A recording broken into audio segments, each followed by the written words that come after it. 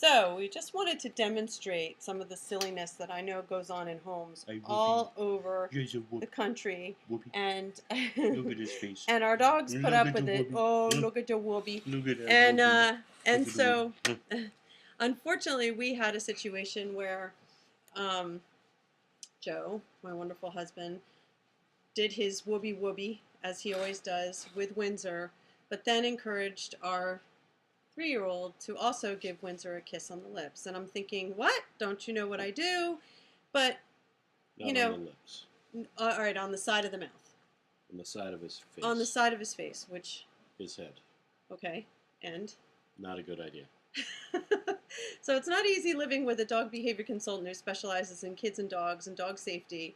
But when I come in the room and I hear, go ahead Whoopee, and, whoopee, whoopee. right, and go ahead and give him a kiss, and our 3-year-old's watching, and then he, said for the 3-year-old to give him a kiss. So why do you feel that you told her to give him a kiss?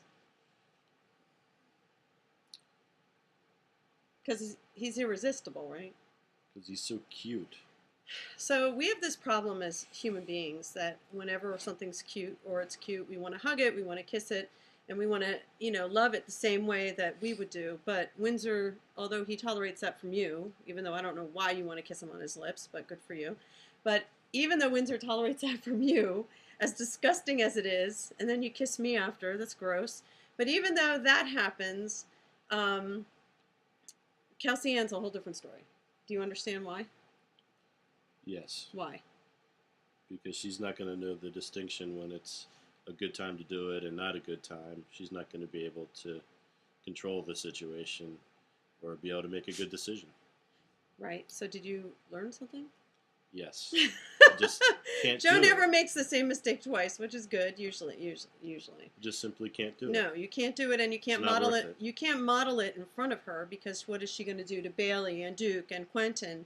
And then any other dog that she meets, she's probably going to do the same thing. But I want to say, in all fairness to Joe and to every other person out there, that this is normal human behavior. We want to display and show affection in the ways that you and I are going to show affection.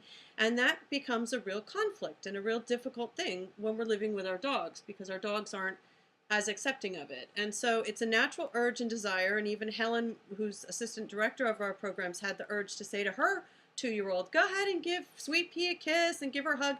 It's cute. When something's cute, it's human nature for us to want to cuddle it or kiss it or whatever.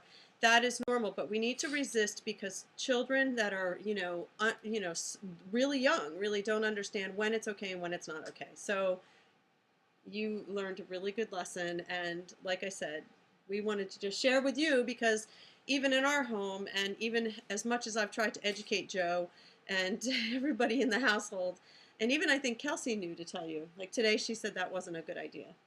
Yeah.